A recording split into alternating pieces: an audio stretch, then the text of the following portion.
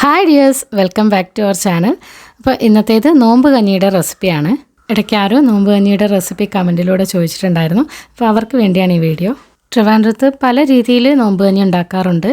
ഓരോ ഇടങ്ങളിലും ഓരോ ടൈപ്പാണ്. അപ്പോൾ ഞങ്ങളിവിടെ വീട്ടിൽ വെക്കുന്ന രീതി ഞാൻ ഷെയർ ചെയ്യാം.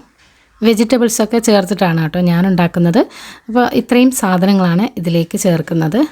കുറച്ച് കുഞ്ഞുള്ളി എടുത്തിട്ടുണ്ട്, 4-5 അല്ലി വെളുത്തുള്ളി, ഒരു പച്ചമുളക്, എരിവിന് വേണ്ടിയിട്ട് ഒന്ന് എടുത്തിട്ടുള്ളൂ കേട്ടോ. ഇവിടെ മക്കളൊക്കെ കഴിക്കുന്നതല്ലേ, അതുകൊണ്ട് കുറച്ചാണ് എടുത്തത്. പിന്നെ ക്യാരറ്റ്, തക്കാളി, പിന്നെ ഈ റൈറ്റ് സൈഡിൽ കാണുന്ന സാധനങ്ങളൊക്കെ നമുക്ക് ലാസ്റ്റ് താളിക്കാൻ വേണ്ടതാണ് കേട്ടോ. പിന്നെ സ്പൈസസ് ആയിട്ട് 2 ഏലക്ക, 2 ഗ്രാമ്പു, ഒരു തക്കോലം, പിന്നെ ഒരു കഷ്ണം ബേ ലീഫ് ഒക്കെ എടുത്തിട്ടുണ്ട്. പിന്നെ കുരുമുളക് മുഴുവനും എടുത്തിട്ടുണ്ട്. പിന്നെ ഈ ഒരു ലീഫ് ഇവിടെ എല്ലാ ഇടങ്ങളിലും നോമ്പ് കഞ്ഞിയിൽ ചേർക്കുന്നതാണ് കേട്ടോ, രമ്പയില. അപ്പോൾ നിങ്ങൾക്ക് അവൈലബിൾ ആണെങ്കിൽ മാത്രം ചേർക്കുക, അല്ലെങ്കിൽ മല്ലിയില മാത്രം മതി. കറിവേപ്പിലയും കൂടെ ചേർക്കാം. പിന്നെ ഇതിലേക്കൊരു 1/4 ടീസ്പൂൺ ഉലുവയും കൂടി ചേർക്കണം. ഞാൻ കയ്യിലില്ലാത്തതുകൊണ്ട് അത് ചേർത്തിട്ടില്ല. ഇനി ഇതിലേക്കുള്ള അരപ്പ് റെഡിയാക്കാനായിട്ട് ഒരു കൈപ്പിടിയോളം തേങ്ങ വേണം. അതിലേക്ക് നമ്മൾ നേരത്തെ എടുത്ത് വെച്ചില്ലേ, അതിൽ നിന്ന് തന്നെ 2 കുഞ്ഞുള്ളി എടുത്തേക്കാം. പിന്നെ കുറച്ച് പെരിഞ്ജീരകം, മുഴുവൻ പെരിഞ്ജീരകമാണ്, 1/4 ടീസ്പൂണോളം വേണം. അപ്പോൾ നമുക്ക് കഞ്ഞി ഉണ്ടാക്കാൻ തുടങ്ങാം.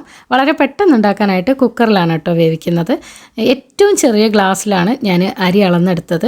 കാരണം എന്താണെന്ന് വെച്ചാൽ ഈ ഒരു ചെറിയ ഗ്ലാസ്സിൽ എടുത്താലും നമുക്ക് ഈ ഒരു കുക്കറിൽ 3/4 ഭാഗത്തോളം കഞ്ഞി ഉണ്ടാവും. ട്രഡീഷണലായിട്ട് നോമ്പ് കഞ്ഞി ഉണ്ടാക്കുന്നത് ഈ ഒരു പച്ചരിയില്ലേ, നമ്മൾ ദോശയൊക്കെ ഉണ്ടാക്കുന്ന ആ ഒരു അരിയാണ് കേട്ടോ എടുക്കുന്നത്. പിന്നെ ഷുഗർ പേഷ്യൻസിനൊക്കെ ആണെങ്കിൽ സൂചി ഗോതമ്പിലോ മറ്റേ കുത്തരിയിലോ ഒക്കെ ഉണ്ടാക്കി കഴിക്കാം. ഈ ഒരു പച്ചരി ഒഴിവാക്കുന്നതാണ് കേട്ടോ നല്ലത്.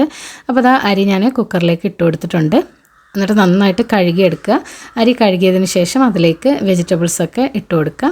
അപ്പോൾ അതാ ഒരു കുഞ്ഞുള്ളിയും വെളുത്തുള്ളിയൊക്കെ അങ്ങനെ തന്നെ ചേർത്ത് കൊടുക്കുക കേട്ടോ, മുറിക്കുകയൊന്നും വേണ്ട.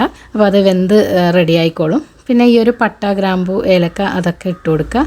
അത് ഇടയ്ക്ക് കടിക്കാനൊരു ബുദ്ധിമുട്ടായിട്ട് തോന്നുകയാണെങ്കിൽ നമ്മൾ അരയ്ക്കുന്ന ആ ഒരു തേങ്ങയോടൊപ്പം ചേർത്താൽ മതി.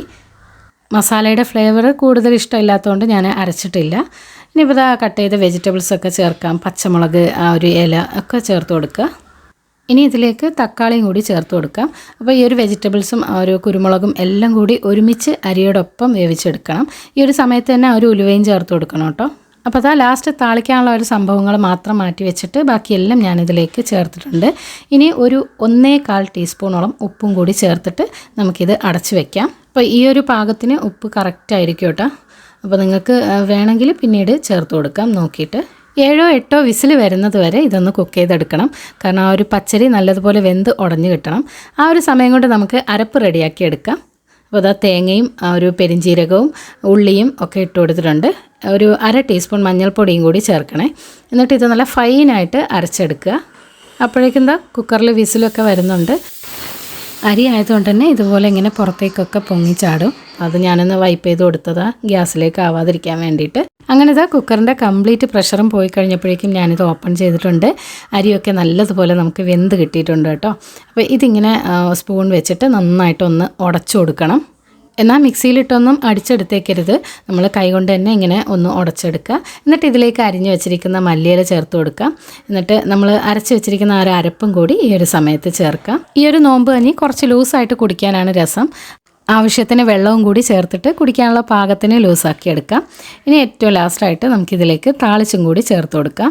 വെളിച്ചെണ്ണയിലാണ് കേട്ടോ താളിക്കുന്നത്, കടുക് പൊട്ടിക്കുന്നില്ല, ബാക്കിയൊക്കെ ചേർത്ത് കൊടുക്കാം. നമ്മൾ ആ ഒരു അരപ്പും വെള്ളമൊക്കെ ചേർത്തില്ലേ, അത് ഇതുപോലെ നന്നായിട്ടൊന്ന് തിളച്ച് വരണം.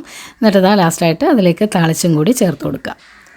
താളിച്ച ഉടനെ ഒന്ന് മൂടി വെച്ച് കൊടുക്കുക, ആ ഒരു ഫ്ലേവർ ഒന്ന് ലോക്കാവാൻ വേണ്ടിയിട്ട്. ഇത് തണുക്കുമ്പോഴേക്കും ഒന്നുകൂടി ഒന്ന് കട്ടിയായിട്ട് വരും. അപ്പോൾ ആവശ്യത്തിന് ചൂടുവെള്ളം ഒഴിച്ചിട്ട് ലൂസാക്കി എടുക്കുക. വെള്ളം ചേർക്കുമ്പം സ്വാഭാവികമായിട്ടും ഉപ്പിൻ്റെ അളവ് കുറയും. അപ്പോൾ നോക്കിയിട്ട് ഉപ്പും കൂടി ചേർത്ത് കൊടുക്കുക. അങ്ങനെ തന്നെ നമ്മുടെ അടിപൊളി നോമ്പ് കഞ്ഞി ഇവിടെ റെഡി ആയിട്ടുണ്ട്. അപ്പോൾ നിങ്ങൾക്ക് എന്തെങ്കിലും ഡൗട്ട്സും കാര്യങ്ങളും ഉണ്ടെങ്കിൽ കമൻറ്റ് ചെയ്യുക. വീഡിയോ ഇഷ്ടമാവുന്നുണ്ടെങ്കിൽ ഒന്ന് ലൈക്ക് ചെയ്ത് സപ്പോർട്ട് ചെയ്യുക. മറ്റൊരു വീഡിയോയുമായി വീണ്ടും കാണുന്നതുവരേക്കും stay tune, take care, by.